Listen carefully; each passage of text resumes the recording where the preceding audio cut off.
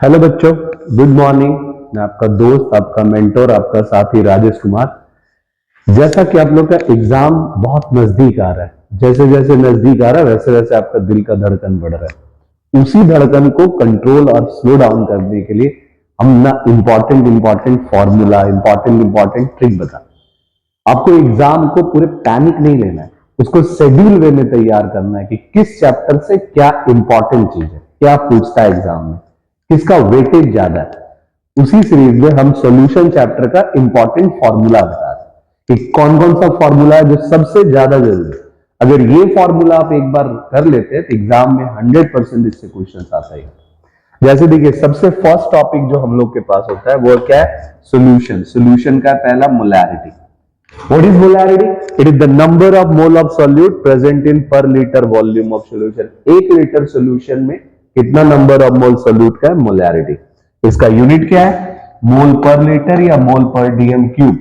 Temperature का क्या effect होगा? Inversely proportional to the temperature. मेरी भाषा में बात करें तो सास बहू का रिश्ता है। टेम्परेचर बढ़ाएंगे मोलैरिटी घटेगा, टेम्परेचर घटाएंगे मोलैरिटी बढ़ेगा। देखिए नेक्स्ट उसके बाद क्या है? Molarity. What is molarity? It is the number of mole of solute present in per kg mass of solvent. 1 kg solvent में कितना मोल सॉल्यूट का है वो रिप्रेजेंट करता है मोलैरिटी। मोलैरिटी का यूनिट क्या है? बोलिए। मोल पर केजी। टेम्परेचर का क्या इफेक्ट होगा? Do not effect by the temperature. इसका मतलब हो गया टेम्परेचर से इंडिपेंडेंट है। और अगर टेम्परेचर से इंडिपेंडेंट होगा तो मोलैरिटी बेस्ट मेथड है to represent the concentration. Concentration दिखाने का मोलैरिटी सबसे अच्छा मेथड। चलिए नेक्स्ट जो है उसका है मोल फ्रैक्शन।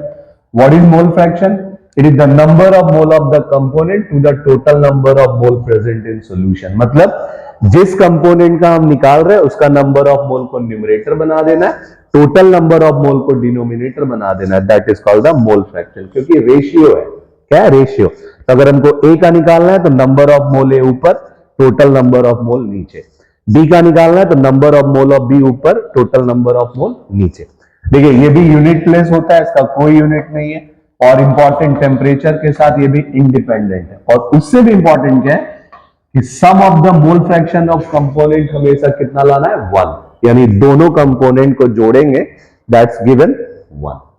देखिए नेक्स्ट क्या हम लोग के पास पढ़ना है? पार्ट्स पर मिलियन। ये 4। व्हाट इज पार्ट्स पर million? amount of the component to the total mass of solution that present in the million part। Million के लिए हमको क्या लेना है? 10 to the power 6। नेक्स्ट देखिए क्या है? मास परसेंटेज या वेट परसेंटेज कैसे निकालेंगे? Mass of the component to the total mass of solution into 100। यानी 100 पार्ट में कितना मास ऑफ कंपोनेंट है वो रिप्रेजेंट करता है कौन? मास परसेंट। नेक्स्ट हमको क्या पढ़ना है? Henry's law. What is Henry's law? Mass is equal to kh into p। ये क्या एक्सप्लेन किया था कि mass of the component is directly proportional to the pressure, ये अप्लाइड प्रेशर। ये partial pressure of the component is equal to kh into chi। What is pa? pa is the partial pressure of the gas। What is chi? chi is the mole fraction of the that gaseous component। kh क्या है? Henrys constant. देखिए value of kh किस पे depend करता है? Solubility of gas पे। अगर solubility बढ़ेगा तो kh का वैल्यू क्या होगा? घटेगा। अगर ये डायरेक्टली प्रोपोर्शनल किसका? टेम्परेचर। टेम्परेचर बढ़ाएंगे केएच का वैल्यू बढ़ेगा, टेम्परेचर घटाएंगे केएच का वैल्यू घटेगा। देखिए लार्ज वैल्यू ऑफ केएच जब भी किसी का रहेगा तो लेस सॉल्युबिलिटी ऑफ गैस, और अगर स्मॉल वैल्यू ऑफ केएच रहे किसी भी गैस के लिए तो वो क्या होगा? मोर सॉल्युबल होगा। देखिए नेक्स्ट हमको क्या पढ़ना है? Raoult's law.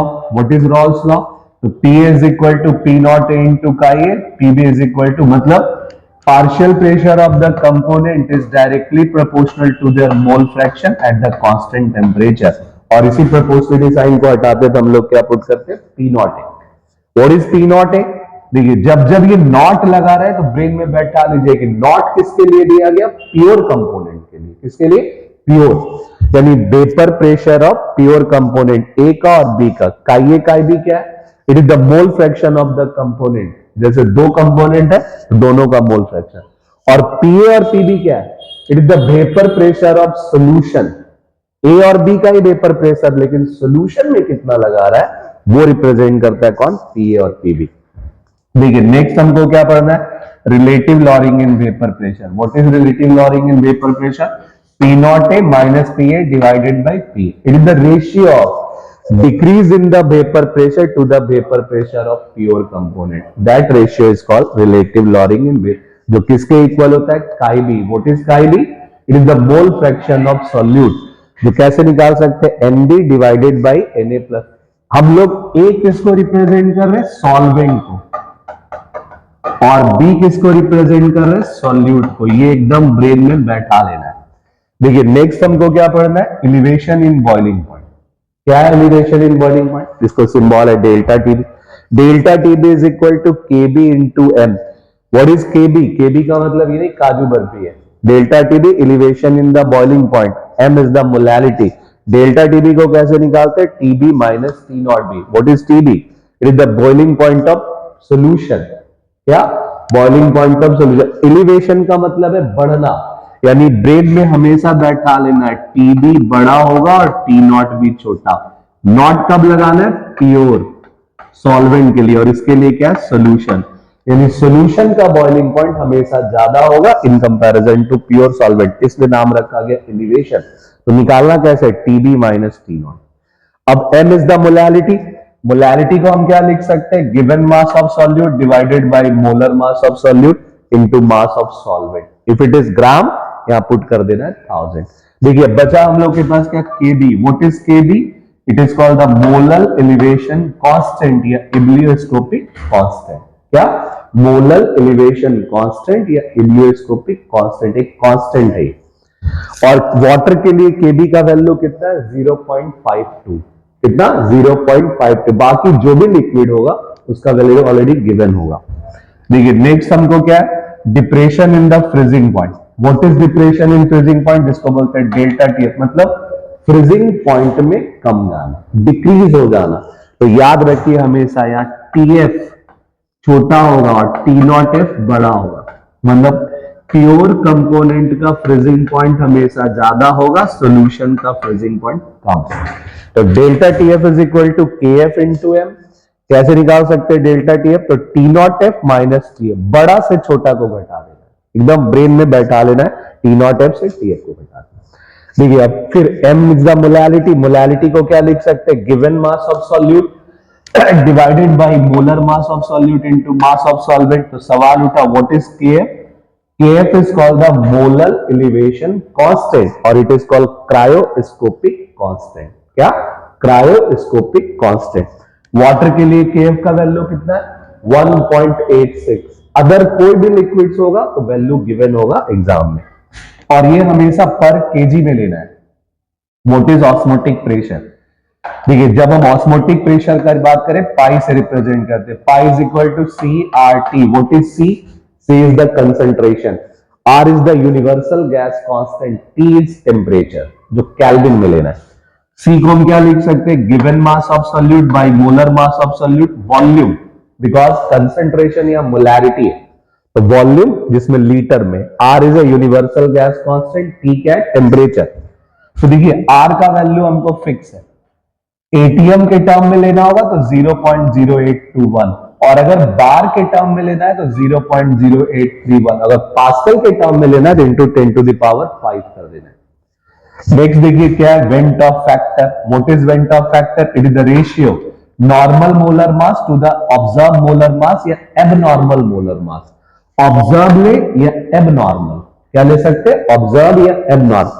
इसलिए इसका शॉर्टकट याद रखना है एमसी बाई एमसो. एमसी मतलब कोई गाली वाली नहीं, कैलकुलेटेड मोलर मास जो हम लोग थ्योरेटिकल निकालते हैं, और एमओ मतलब observe molar mass. What is I? Colligative property के टर्म में इसका जस्ट उल्टा, observe colligative property bye calculated colligative property. Dissociation जब भी होगा आई का वैल्यू ग्रेटर देन 1.